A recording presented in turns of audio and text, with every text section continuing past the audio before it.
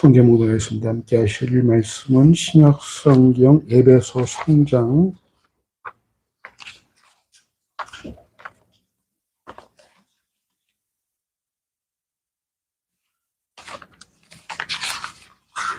313쪽 전후로 있습니다. 3장 16절에서 19절까지의 말씀을 한 절씩 교독하시겠습니다. 313쪽 전후로 있습니다. 에베소 3장 13절에서 19절까지의 말씀을 한 절씩 교독합니다. 제가 16절을 봉독하겠습니다. 그 영광의 풍성을 따라 그의 성령으로 말미암아 너희 속사람을 능력으로 강건하게 하옵시며 믿음으로 말미암아 그리스도께서 너희 마음에 계시게 하옵시고 너희가 사람 가운데 뿌리가 박히고 터가 굳어져서 능히 모든 성도와 함께 지식에 넘치는 그리스도의 사랑을 알아 그 넓이와 깊이와 높이와 깊이가 어떠함을 깨달아 하나님의 모든 충만하신 것으로 너에게 충만하게 하시기를 구하노라. 아멘.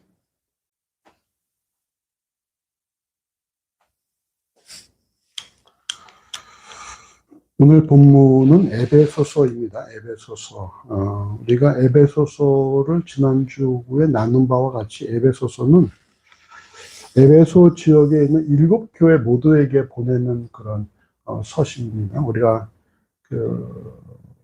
계시록에 나오는 7교회가 에베소를 중심으로 터키에 있었거든요. 그리고 이제 무슨 교회에 보내는 서신들은 앞에다가 사대교회, 서머나교회, 에베소교회 이런 식으로 앞에다 이름을 집어넣어서 이렇게 돌렸는데, 그 중에 에베소 교회 것만 남아서 우리에게 전달되고 있는 것이죠. 그래서 에베소서는 에베소 교회만이 아니라 모든 교회가 다 주의 깊게 살펴봐야 되는 그런 서신이다라는 것입니다. 에베소서는 빌립보, 골로새, 또 빌레몬서와 함께 옥중서신으로 구분됩니다. 옥중서신이라는 것은 바울이 옥중에서 기록했다라는 것인데 그 어디에도 자신을 위해 탐문을 하거나 자신을 위해 기도하라는 그런 내용은 찾아볼 수 없고 오직 교회를 위한 바울의 간구와 걱정과 또 기쁨과 감사만이 기록되어 있습니다. 에베소서에는 2번의 기도가 기록되어 있는데 첫 번 기도는 1장이 기록되었고 오늘 우리가 함께 살펴보고자 하는 이 본문이 2번째 기도입니다. 여러분 3장 15절을 보시면 자, 같이 읽어볼까요? 이름을 주신 아버지 앞에 무릎을 꿇고 비노니 이렇게 말씀하고 있습니다. 여러분 무릎을 꿇고 빈다, 아버지 앞에 무릎을 꿇고 빈다라고 했을 때 여러분 주로 유대인들의 기도 방식이 어떤 건지 아십니까? 어떨까요? 김원임 집사님? 유대인들의 기도 방식은? 유대인의 기도 방식은 서서 기도를 했죠. 서서. 바리새인은 서서 기도하되 서서 이렇게 하늘 바라보면서 기도를 했죠. 또는 이제 세리는 고개 들 수 없어서 고개를 숙이고 기도를 하기도 했고. 근데 예외가 에스라가 죄를 참회할 때 무릎을 꿇었고 또 엘리야가 비를 내리게 할 때 무릎을 꿇었죠. 예수께서 겟세마네 동산에서 기도하실 때 무릎을 꿇고 기도하셨고 스데반이 순교할 때도 무릎을 꿇고 기도를 했습니다. 그러니까 여러분 결국 무릎을 꿇고 기도한다는 것은 무엇을 의미하는 것입니까? 아주 절박한 심정으로 간절한 마음으로 기도하고 있다는 거예요. 일상적인 기도의 내용이 아니라 아주 절박하게 한다. 우리는 절박하게 기도할 때 어떻게 기도하시나요? 집에서? 그러면 기도 같은 데 갔다. 그러면 기도에서도 기도할 때, 자, 무릎을 꿇으십시오라고 요청하는 부분들이 있죠. 때로는, 제 후배 중에 한 명은 기도할 때 이렇게 완전히 바닥에 납작 엎드려가지고 이렇게 양손을 벌리고 고개를 바닥에 대고서 이렇게 기도를 하더라고요. 더 이렇게 이제 무릎 꿇는 것보다 더 낮아진다 그런 의미를 갖고 있다고 하는데. 또 오늘 본문은 무엇입니까? 이게 일상적인 기도가 아니라 아주 절박하고 간절한 기도의 내용이라는 거예요. 교회가 이렇게 되기를 원한다라고 바울이 아주 간절하고 절박하게 요구하는 내용이라는 것입니다. 이 말씀은 오늘날 우리 모든 교회가 갖춰야 할 것이 무엇인가에 대해서 우리가 깊이 생각하게 되는 그런 말씀입니다. 먼저 우리 16절 말씀, 에베소 3장 16절 말씀을 같이 읽어보십시다. 그 영광의 풍성을 따라 그의 성령으로 말미암아 너희 속사람을 능력으로 강건하게 하옵시며. 아멘. 먼저 바울이 기도한 내용은 무엇입니까?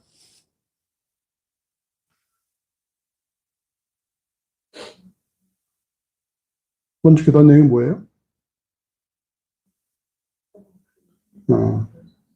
너희 속사람을 능력으로 강건하게 하라라는 것입니다. 이때 속사람은 우리가 흔히 어떻게 이해할 수 있을까요? 속사람. 마음을 강건하게 하라 이렇게 볼 수도 있겠죠.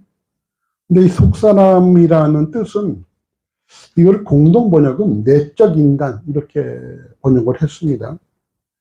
영어 성경은 inner being 또는 inner man 이런 식으로 표현하므로 단순한 이게 마음이 아니라 어떤 우리의 속 사람을 이렇게 또 우리 안에 있는 우리의 이 뭐랄까요?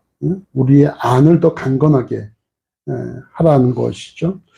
당시 철학자들이 육체와 영혼을 엄격하게 구별했을 뿐만 아니라 보여지는 일시적인 것보다 보이지 않는 영원한 것이 더 중요하다고 강조했기 때문에 이에 헬라 문화의 물길들은 헬라파 그리스도의 이해를 돕기 위해서 헬라 문화권에서 성장한 바울이 이런 속사람이라는 표현을 사용한 것으로 보여집니다.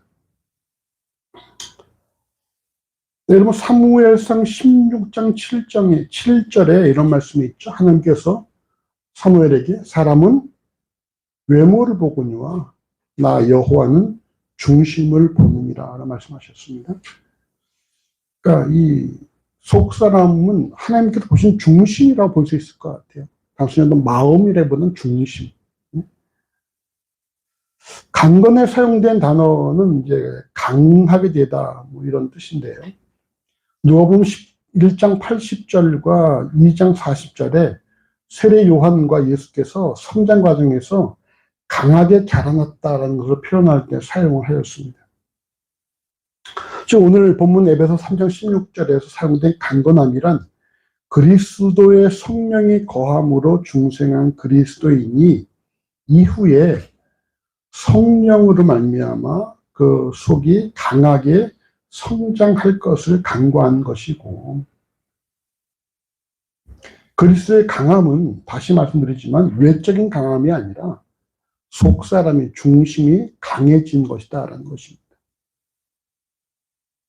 그러니까 멘탈이 강해진다고 할까요? 이렇게 볼 수 있겠죠.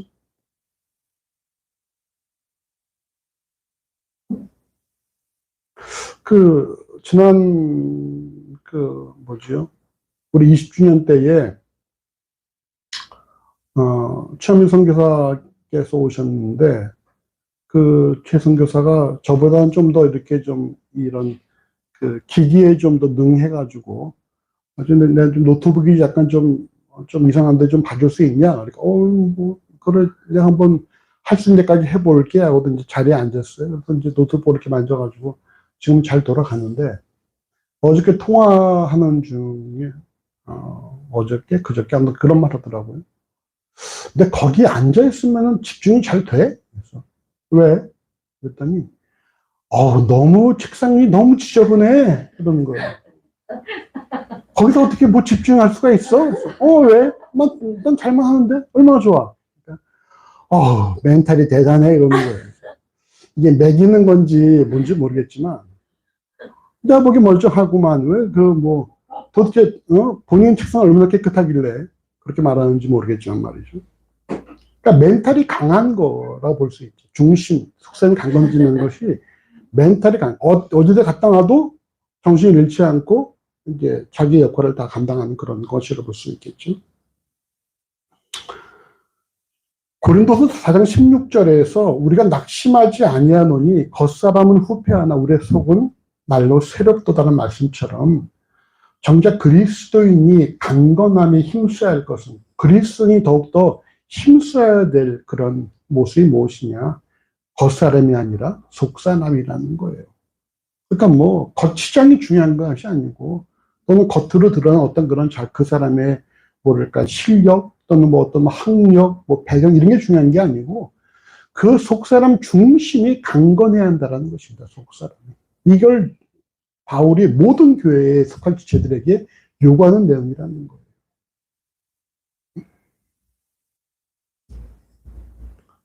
그리스도인은 보이는 것이 아니라 보이지 않는 것에 소망을 둔 이들인 것처럼 겉사람이 아니라 속사람을 중심을 강건하게 하는 열심을 내야 합니다. 이런 성경 뭐라고 말합니까? 우리가 결코 어떤 상황에 처해도 뭐하지 않는다? 흔들리지 않는다. 요동하지 않는다. 시편 1편 뭐라고 말씀하고 있어요? 악인은 갈대 부는 바람 부는 갈대처럼 이리저리 요동하지만, 하지만 말씀을 묵상하는 하나님의 사람들, 복이 있는 사람들은 그렇지 않다 말씀하고 있잖아요. 견고하다, 요동치지 않는다. 반석 위에 세운 집도 뭡니까? 파도가 오고 비가 오고 바람이 불어도 결코 무너져 흔들리지 않는다라는 말씀하고 있다는 거예요. 우리 속사람이 강건해야 돼요.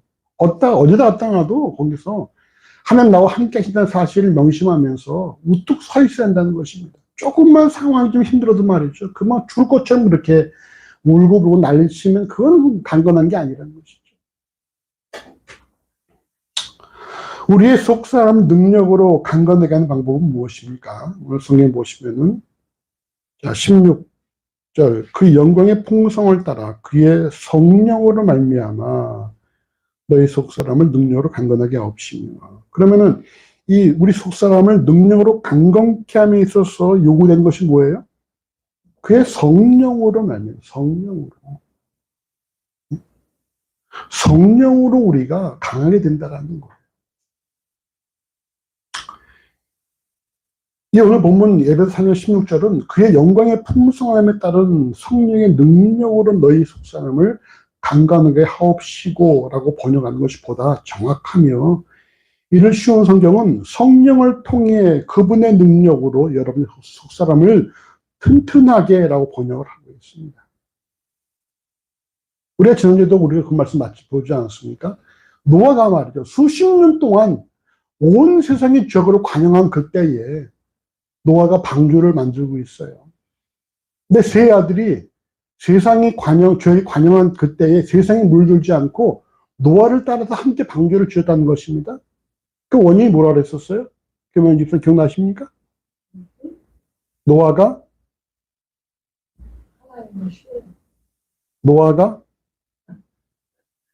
자, 이상한 형제님, 노아가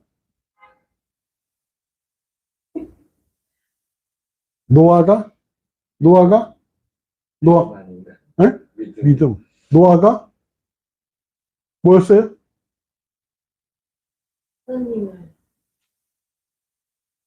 노아가 행했다. 노아가 이럴 때 찾아봐야지. 노아가 은혜를 입었더라. 은혜를 입은 결과가 무엇입니까? 당대 완전한 자요, 하나님을 동행하시는 자, 의인이 되는 것이잖아요. 믿음을 통해서 된 것이 아니라 은혜를 주셨기 때문에, 은혜를 주셔서, 그러니까 노아가 뭔가 한 것이 아니죠. 여호와께서 은혜를 주셨기 때문에 그 은혜로 말미암아 의인이 되고 당대 완전한 자가 되고 하나님과 동행한 자가 되었고, 그런 모습을 아들들이 보고서 따라왔다는 거 아닙니까? 우리의 속사람을, 우리의 중심을 강건하게 하는, 우리의 멘탈을 강하게 하는 것은요, 노력으로 되는 것이 아닙니다. 뭐로 됩니까? 성령이에요, 성령. 은혜를 입어야 되네요, 은혜를 입어야지. 히브리 13장 9절에 이렇게 말씀하고 있습니다. 마음은 은혜로 굳게 함이 아름답고, 한번 따라 하십시다. 마음은 은혜로 굳게 함이 아름답고 무슨 말씀이에요? 마음이 아름다지려면 어떻게 해야 한다는 것입니까? 은혜로 마음이 강해져야 한다는 거예요. 주의 은혜로 마음이 강건해져야지 그것이 마음이 아름다운 것이라는 것입니다. 마음이 말이죠. 막 살랑살랑 해가지고 말이죠. 조금만 뭐 그냥 바람만 불어도 뭐 어쩔 바를 모르고 이러는 게 아니고 마음이 여러분 굳세야 한다는 거예요. 그걸 바울이 모든 교회 요구하는 것입니다. 너희의 속사람을 성령으로 너희 속사람을 강건하게 해라라는 것입니다.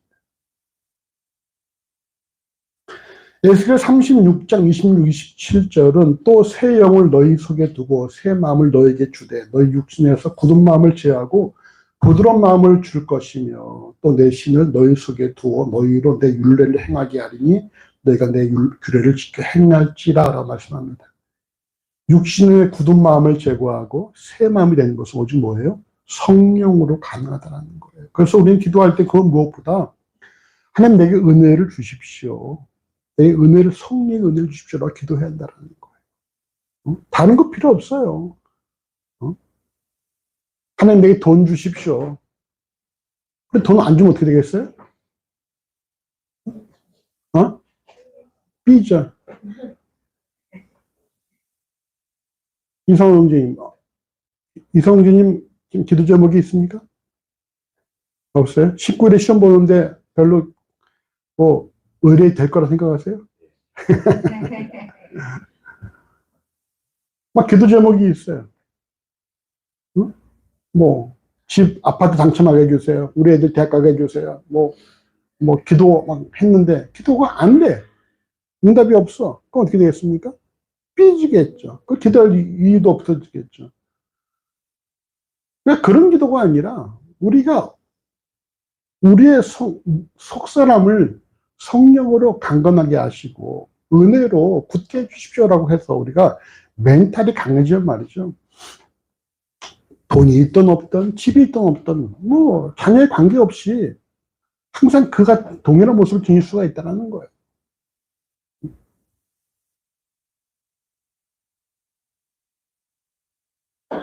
주목할 사실은 그 영광의 풍성을 따라란 초도의 말씀입니다. 이유는 영광의 풍성을 따라 성령이 임하시고 그 성령으로 인해 우리의 속사람이 강건해지기 때문입니다. 그러므로 우리의 속사람이 성령의 능력으로 강건해지기 위해서는 영광의 풍성함이 나타나야 하는데 여러분 과연 이 영광의 풍성함이 무엇이냐? 에베소 3장 13절을 보십시오. 같이 읽어보십시오. 13절. 그러므로 너에게 구하노니 너희를 위한 나의 여러 환난에 대하여 낙심할 이는 너희의 영광이니라. 아멘. 재밌지 않습니까? 자, 영광이 무엇입니까? 환난이 영광입니다. 환난. 너희를 위한 나의 여러 환난에 대해서 낙심치 말라. 지금 바울이 감옥에 갇혀 있다 그랬잖아요. 근데 내가 바울이 감옥에 갇혀 있는 것 또한 뭡니까? 너희들의 영광이라는 거예요. 자신이 복음을 전함으로 받는 고난은 영광이고 고난을 통해 전달된 복음을 접한 너희들에게도 동일한 영광이 주어진다라는 것입니다. 내가 이처럼 지금 예수로 말미암아 고난받는 이것이 뭐예요? 내게는 영광스러운 일이라는 거예요.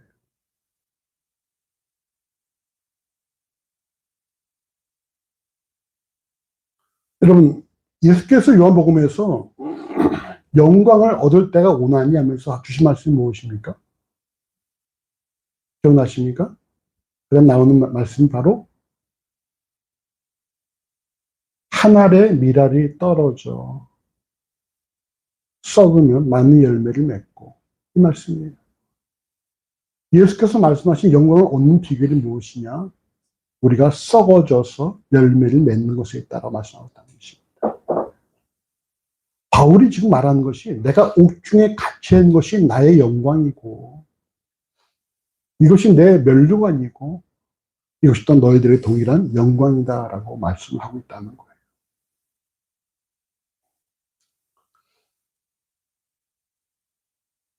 로마서 8장 18절에서 생각컨대 현재의 고난은 장차 우리에게 나타날 영광과 좋게 뭐 할 수 없다? 비교할 수 없다. 이렇게 고백을 하고 있습니다. 복음으로 인한 고난은 이후에 주어질 영광과 좋게 비교할 수 없다는 거예요. 지금 이 고난, 예수로 인한 고난이 여러분 우리에게 영광이라는 사실입니다.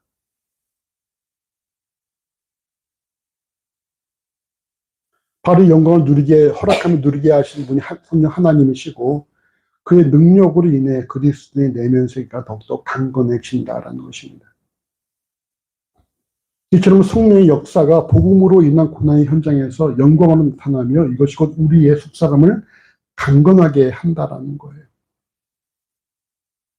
요한복음 16장 33절에서 세상에서 너희가 혼란을 당하나 담대하라 내가 세상을 이긴 거라 라고 말씀하는 것처럼 세상에서 복음의 삶을 살아갈 때에 어려움이 있을 수 있지만 이를 감당할 때에 성령의 능력을 통해 우리의 속사람이 더욱더 강건해진다는 사실입니다. 우리의 속사람 말이죠.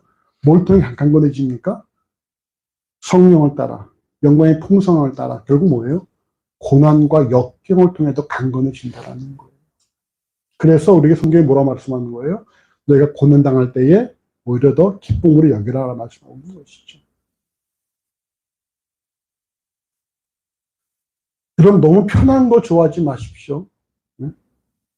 오히려 우리가 고난이 오고 힘든 일이 올 때에 우리는 여러분, 내가 더 성장할 수 있는 기회가 주어지는구나 하고 기뻐해야 한다는 거예요.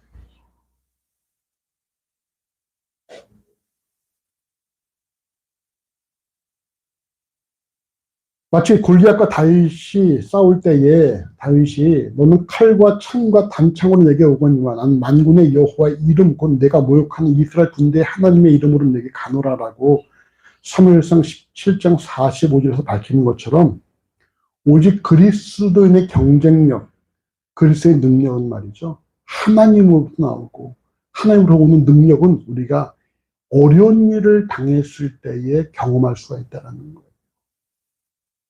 편할 때, 별 문제 없을 땐 여러분 하나님 능력을 경험할 길이 없습니다. 힘들고 어려울 때에 바로 하나님 능력을 경험할 수가 있다는 거예요. 그런 면에서 이제 8월에 미국으로 가는 동영이가 거기서 하나님이 어떠한 일하심을 만나게 될지 기대가 되십니까? 둘이 두 분? 동영이 가서 뭐 행복하게 편안하게 그냥 잘 먹고 공부도 잘하고 그렇게 올 거라 생각하십니까? 그러세요? 아마 고생을 직사게 할 겁니다. 근데 그게 뭐예요? 하나님을 만나는 기회가 된다는 거예요.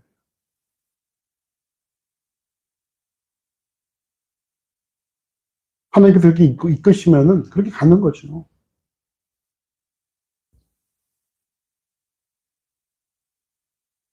세상을 살아가는 자신의 경쟁력이 무엇인지, 무엇을 근거로 살아가는지, 자신의 속사람이 하나님의 능력으로 더욱더 점진적으로 견고해지는지 여러분 점검을 하시길 바랍니다. 자, 그 다음 말씀 보시죠. 17절과 18절 같이 읽어보십시다. 믿음으로 말미암아 그리스도께서 너희 마음에 계시게 하옵시고 너희가 사랑 가운데서 뿌리가 박히고 토가 굳어져서 너희 모든 성도와 함께 지식에 넘치는 그리스도의 사랑을 알아. 아멘. 두 번째 기도한 내용은 무엇입니까? 뭘까요?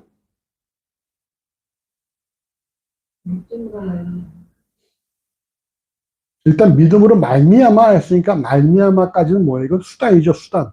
그 다음 내용이 이제 메인이 되겠죠. 믿음으로 말미암아 그리스도께서 너희 마음에 계시게 하옵시고 그리고 그 일을 통해서 뭘 알아요? 너희가 그리스도의 사랑을 알아라는 것입니다.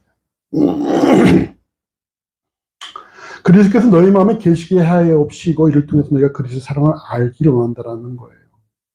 이때 계신다라는 것은 거주한다라는 뜻이죠. 그리스도께서 우리의 마음속에 거주하시기를 원한다라는 것입니다. 근데 여러분 이미 앞서 본문 에베소 3장 16절에서 성령께서 고난의 영광을 아는 이들이 내면 세계를 강하게 하신다고 말씀할 때에 이미 성령이 우리 안에 거하심에도 불구하고 또다시 그리스도의 내주를 요청하는 것이 적절치 않아 보이지만 이는 오늘 본문 에베소서 3장 17절의 앞에 기록된 믿음을 강조하는 것입니다. 여러분 성령 늘 우리와 함께 하십니까? 안 하십니까? 늘 함께 하십니다. 김원인 집사님? 늘 성령 함께 하십니까? 네. 아까도 기도할 때 보니까 하나님 성령께서 함께 하옵시고 이렇게 기도한단 말이에요. 이미 함께 하시고 계시다는 거예요. 우리가 못 느낄 뿐이지. 내가 못 느낄 뿐이지 늘 성령 우리와 함께 하십니다. 무엇으로 함께 하십니까? 하나님 말씀으로 함께 하고 계시거든요. 근데 또다시 여기서 그리스도께서 너희 마음에 거하게 하옵시고 이것이 이미 거하시는데 뭘 또 거하게 하시느냐 볼 수가 있겠지만 이는 믿음을 강조하는 거예요. 믿음을. 즉 그리스도의 내주는 믿음으로 말미암는다라는 것으로 그리스도의 구속사역과 구주되심을 믿고 시인함과 동시에 그리스도의 내주가 발생을 하는 것입니다. 그리스도의 내주, 그리스도의 거하심과 구속사역과 구주되심은 동시에 발생을 한다는 거예요. 고린도서 3장 15절에 너희가 믿음에 있는가 너희 자신을 시험하고 너희 자신을 확증하라. 예수 그리스도께서 너희 안에 계신 줄 너희가 알지 못하느냐. 그렇지 않으면 너희가 버리운 자니라 말씀한 것처럼 믿음에 있다는 사실은 뭡니까? 예수께서 내 안에 내주하신다는 사실과 동의로 본다는 거예요. 너희가 믿음에 있느냐? 믿음은 예수를 믿음으로 것이 믿음이기 때문에 믿음이 있다는 것은 뭡니까? 내 안에 예수께서 거하신다는 것을 증명하는 것이라는 거예요. 이때 믿음은 그리스도의 구주를 고백하는 정도가 아니라 온전한 믿음을 말합니다. 온전한 믿음. 물론 그리스도를 구주로 고백하는 것도 성령의 은혜가 없이는 불가능하지만 오늘 본문이 요구하는 그리스도의 내주를 가능케 한 믿음은 이보다 좀 더 성숙한 믿음이죠. 로버트 멍어라는 그 목사님이 내 마음 그리스도의 집이라는 책을 썼는데 그 책에 말이죠. 예수께서 우리의 신체 구석구석에 다니시면서 그리스도인으로서 합당한 모습을 요구하는 내용을 담고 있습니다. 우리의 온 몸이 온이 예수께 헌신되어질 때 바로 그럴 때에 그리스도께서 거하실 만한 온전한 집이 된다는 것입니다. 생각만이 아니라 고백만이 아니라 우리의 온 몸이 예수께서 거하실 만한 장소가 되어질 때 바로 그것을 그리스도의 내주라고 볼 수가 있다는 거예요. 그러니까 우린 너무나 이 지식과 입술에 능한 것 같아요. 머리에서만 다들 머리에서만. 여러분 하나님을 안다고 하는 것은 뭔지 아십니까? 하나님을 안다고 하는 것은 다른 말로 뭐예요? 하나님을 경험한다. 경험한다는 건 또 무슨 의미인지 아십니까? 경험함으로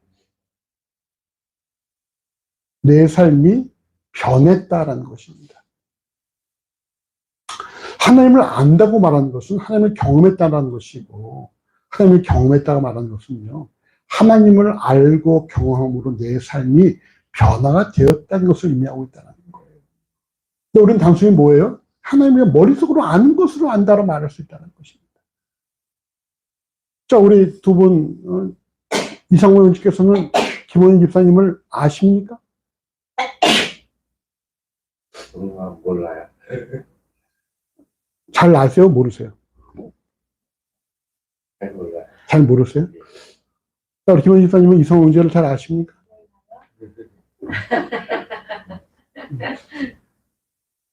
그러니까 좀 더 아셔야 되겠네. 안다는 건 뭐라고요? 안다는 것은 그 사람을 경험했다. 경험했다는 무슨 말입니까? 내가 그 사람으로 말미암아 내 삶이 변화가 되었다라는 거예요. 그러니까 단순히 예수를 그냥 고백하는 거로 끝난 것이 아니라 내가 예수를 내 주로 고백하고 내 안에 거하게 하심으로 말미암아 내 삶이 변화가 돼야 한다는 것입니다.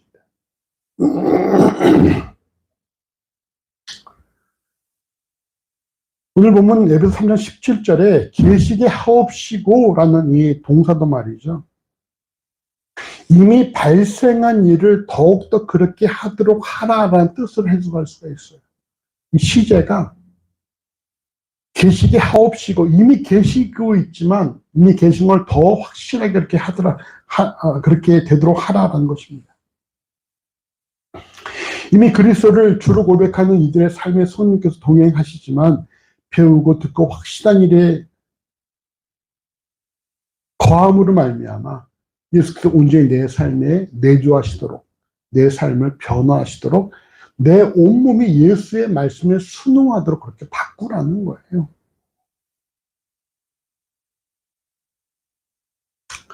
오늘 보면 3장 18절과 19절은 말이죠. 한글 개혁본과 한글 개정판과 달리 헬라어 성경은 물론 모든 구경 번역 성경은 18절에 지식에 넘치는 그리스도의 사랑을 알아와 19절에 그 넓이와 길이와 높이와 깊이가 어떠함을 깨달아 위치가 바뀌어져 있어요. 그래서 한글 개혁본과 한글 개정판을 제외한 모든 번역 성경이 17절 하반절서부터 19절 상반절까지 그 번역을 너희가 한번 여러분 지금 성경 비교해 보십시오. 너희가 사랑 가운데서 뿌리가 박히고 터가 굳어져서 능히 모든 성도와 함께 그 사랑의 깊이와 넓이와 높이와 깊이가 어떠함을 깨달아 지식에 넘치는 그리스도의 사랑을 알아 하나님의 모든 충만하신 것으로 이렇게 바뀌어 번역되고 있다는 것입니다. 결국 하나님 능력으로 속사람을 강건하게 만들어 가야 할 그리스도인을 향한 이 바울의 두 번째 기도는 뭡니까? 그리스도의 내주를 통해 그 사랑을 더욱더 깊이 체험하라는 거예요. 하나님의 능력으로 속사람을 강건하게 하는 것이 그리스도의 출발이라면은 하나님의 사랑을 삶의 근거로 그 사랑을 깊이 체험하는 것은 뭡니까? 현재의 모습이라는 거예요. 그러니까 우리가 성령으로 말미암아 성령의 내주를 통해서 속사람이 강건하게 되었고 우리가 지금 할 것은 무엇입니까? 사랑으로 그리스도의 내주를 통해 더 우리가 사랑을 깊이 체험해 나가야 한다는 거예요.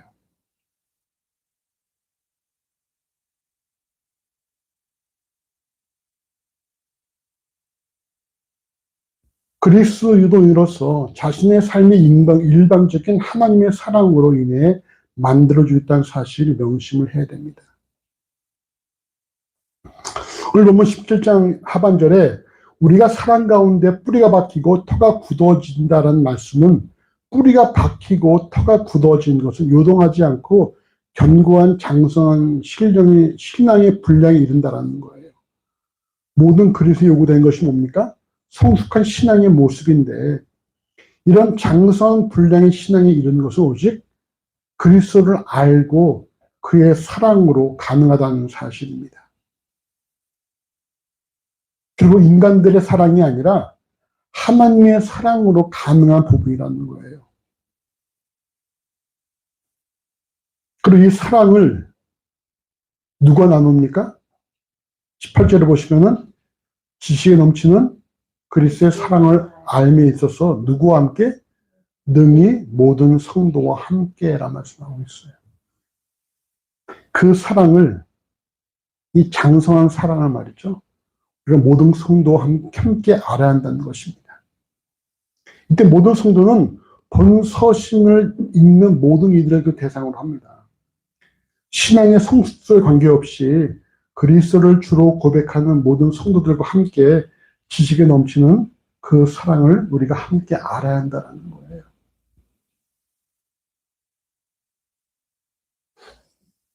넘친다라는 동사는 능가한다, 뛰어넘는다라는 뜻을 갖고 있는데 이 모든 성도들로 더불어 세상의 판단과 근거와 인간의 지식을 뛰어넘는 그 사랑으로 우리가 함께 한다는 것입니다. 좋아할 만해서, 사랑할 만해서, 뭔가 있어서 사랑하는 것이 아니라 그 모든 것들을 뛰어넘는 사랑을 해야 한다는 거예요. 우리의 사랑을 한번 보시죠. 우리는 어떤 사랑을 하고 있습니까? 예수께서 말씀하신 것처럼 너희는 사랑할 만한 자만 사랑한다라는 것이 우리의 모습이지 않습니까? 근데 우리의 사랑은 어떤 사랑을 해야 한다는 거예요? 우리의 모든 지식을 뛰어넘는 초월하는 사랑을 해야 한다는 거예요. 그렇다면 어떻게 되겠습니까? 이 세상에 우리가 사랑하지 못할 자가 있어요, 없어요? 없다는 것입니다.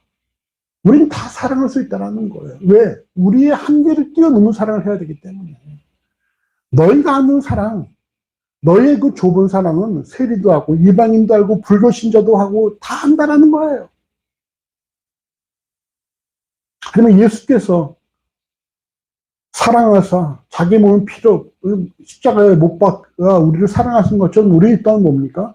그 사랑은 모든 사람들을 사랑해야 한다는 거예요. 자, 우리 늘 하는 얘기지만 우리 옆 사람에게 이렇게 고백하십시다. 주의 사랑으로 사랑합니다. 자, 좀 마주보고 하세요.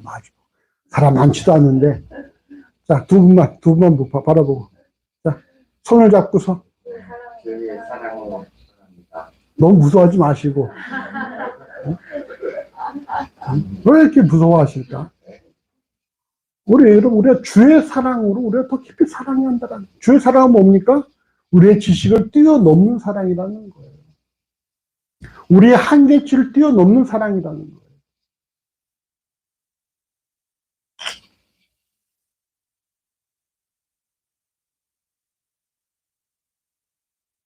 그리스도의 사랑은 그 넓이와 길이와 높이와 깊이를 능히 헤아릴 수 없는 우리의 지식을 뛰어넘는 사랑이라는 사실이 너무 심합니다. 우리 그 사랑으로 서로 우리가 사랑해야 한다는, 이것이 바울이 모든 교회 속한 자들이 원하는 두 번째 모습이라는 거예요. 그 다음 말씀 보십시다. 자, 19절 같이 읽어보시죠.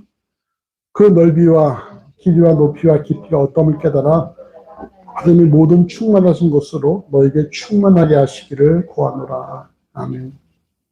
이처럼 성령의 능력으로 강하게 성장하고 그리스도의 내주를 통해 그리스도의 사랑으로 살아가는 그리스도인을 향한 세 번째 기도의 내용은 뭡니까? 너희가 충만하게 원한다. 충만하게 원한다. 이 역시 지식에 넘치는 그리스도의 사랑을 알아 앞서 자신이 하나님의 일방적인 사랑으로 살아가고 있다는 사실을 명심하고 전제합니다. 즉 우리를 사랑하신 그 하나님의 사랑의 넓이와 길이와 높이와 깊이가 인간들의 지식을 초월하는 그 측량할 수 없는 그 사랑, 그 사랑으로 우리가 충만해야 한다는 거예요.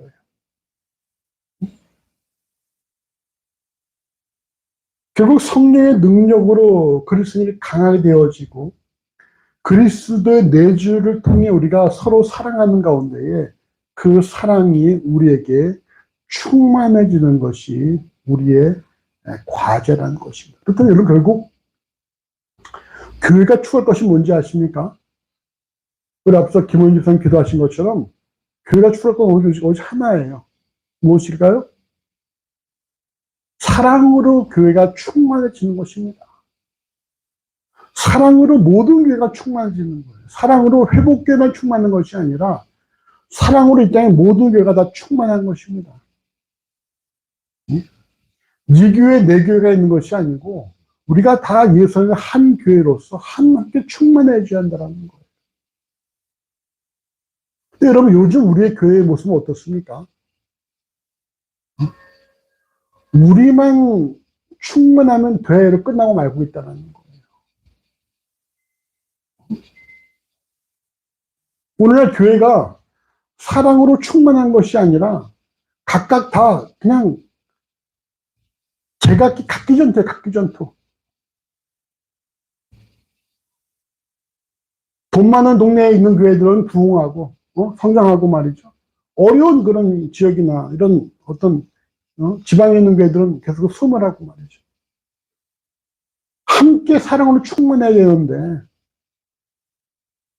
나만 잘 살면 되를 끝나고 말고 있다는 것입니다. 근데 하나님께서 다 그거를 보고 계시다는 것이죠. 나중에 훗날에 다 우리에게 이걸 다 그걸 들을 수밖에 없는 말이라는 거예요.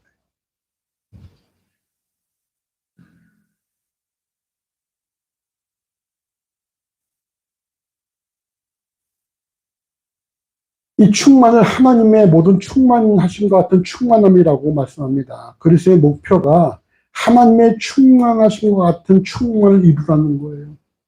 하나님의 충만하심에 대해 그 누구도 확실하게 말할 수 있는 사람은 없습니다. 결국 하나님의 충만하심이 뭡니까? 인간의 삶에서 완성할 수 없기 때문에 삶의 마지막 순간까지 우리가 충만하고자 추구하고 노력해야 한다는 것입니다.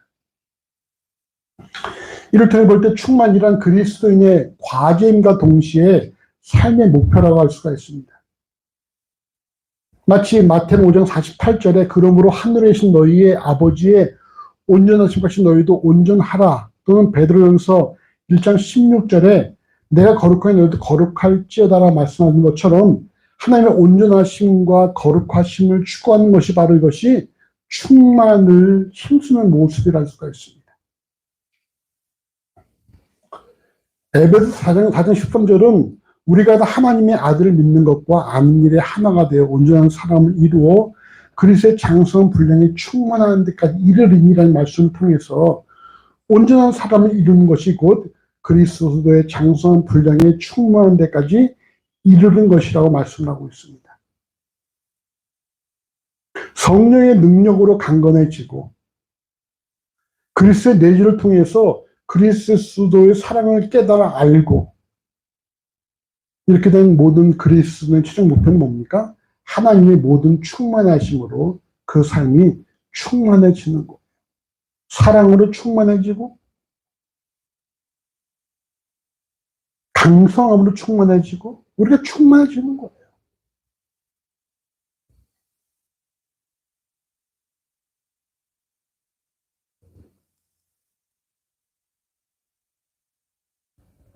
우리의 삶 가운데서 우리가 우리의 목표를 좀 우리 잘 알아야 됩니다. 교회의 목표가 무엇이고 우리의 목표가 무엇인가? 첫 번째 뭡니까? 우리가 성령의 능력으로 우리의 중심이 강건해져야 된다. 멘탈이 강해져야 된다. 중심이 강해져야 된다. 두 번째 뭡니까? 그리스도의 내주를 통해 우리가 그리스도의 사랑을 깨달아 알아야 된다. 그 사랑은 어떤 사랑이에요? 모든 인간들의 지식을 초월한 사랑입니다. 결코 사랑할 수 없는 자가 없는 사랑, 모두를 사랑할 수 있는 사랑이라는 거예요. 세 번째는 우리가 하나님의 충만하심에까지 이르러야 한다는 것입니다. 하나님의 충만하심, 그 누구도 자신 있게 말할 수 없어요. 그 누가 내가 충만하다 말할 사람 누가 있겠습니까? 하나님의 충만하심을 감히 따라할 수가 없죠. 그러니까 우리의 과제는 뭡니까? 우리가 죽는 그날까지 하나님을 따라가는 거예요. 우리 하나님의 충만하심으로 닮아가는 것입니다. 그렇게 볼 때 우리 삶에서 결국 우리는 완성된 자가 없고 모두가 다 여전히 마지막 그 순간까지 달려가는 삶이라는 거예요. 이렇게 볼 때에 여러분 그리스도인의 삶에 은퇴가 있을까요? 없을까요? 은퇴는 없어요. 지금 60대고 70대고 80대다고 해서 더 할 일이 없다는 말하는 분들이 있는데 여러분 우리는 뭡니까? 죽는 그날까지 은퇴는 없어요. 우리가 추구할 것은 뭡니까? 하나님의 충만하심으로 충만해지는 곳에 있다는 거예요. 속사람이 강건해지고 모든 사람들을 사랑할 만한 포용력을 갖고 우리 심령이 더욱더 충만함에 이르게 되는 것입니다. 모든 교회와 모든 속한 그 지체들이 우리가 우리 요구하는 그런 삶을 이제 살아갈 수 있기를 소망합니다. 제가 지난번에도 한번 그 친구와 이야기 하다가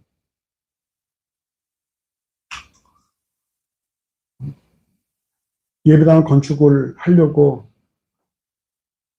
기존에 있던 예배당을 부수고 그리고 좀 다른 데서 예배를 하고 있는데 지금 시행사도 못 찾고 있어. 그래가지고 여러분 매 1년에 그 임대료만 몇 억씩 나간다라는 거예요.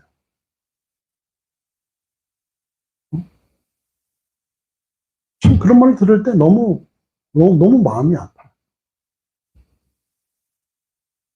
왜 굳이 있던 예배당을 부수고 말이죠.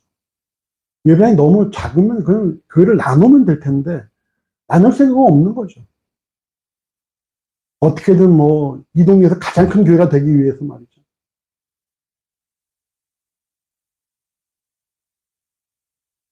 성경이 요구하는 것은 우리가 속사람이 강건해지고 그리스도의 사랑을 우리가 널리 전하고 하나님은 충만한 건데 그저 그냥 예배를 넓혀서 사람들은 많이 들어오게 과연 그 사람 들어오겠습니까? 이후로 인구는 줄고 있는데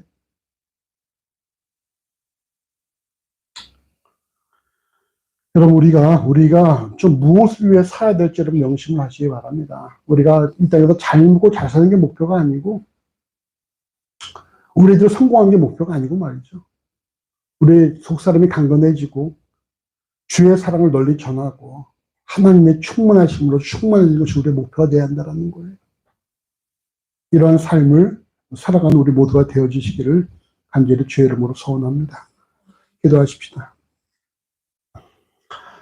아버지 은혜를 감사합니다. 주신 말씀을 통해 우리가 또 무엇을 추구하며 살아갈 것인지를 점검케 하심을 감사합니다. 우리 이 땅을 살아가면서 우리 남들처럼 어떤 부귀영화나 입신양명을 꿈꾸지 않도록 만들어 주시고 우리가 오직 더욱더 성령의 능력으로 우리의 속사람을 강건하게 만들어서 우리가 어디에 가든지 중심이 흔들리지 않냐고 요동하지 않고 참으로 무너지지 않는 그런 참으로 강력한 속사람을 강건하게 우리 지닐 수 있도록 만들어 주시고 우리가 또 우리의 그리스도의 내주를 통해 우리의 온 심령이 주의 사랑으로 가득하여서 우리가 모든 사람들 주의 사랑으로 섬기며 사랑할 수 있는 그런 삶이 되어지기를 원합니다. 우리를 부르신 그날까지 우리가 하나님의 충만하심을 우리가 추구하며 살아갈 수 있도록 인도하여 주시옵소서. 우리 한순간 만족하지 않도록 만들어 주시고 이만하면 됐다고 생각하지 않도록 만들어 주시고 우리가 마지막 그 순간까지 우리 그리스도를 닮아 하나님의 충만하심을 따라 살아갈 수 있는 그런 귀한 삶으로 인도하여 주시옵소서. 이때 모든 교회와 속한 모든 그리스도인들이 주께서 명하신 삶을 살아갈 수 있기를 간절히 소원합니다. 감사하며 예수 이름으로 기도합니다. 아멘.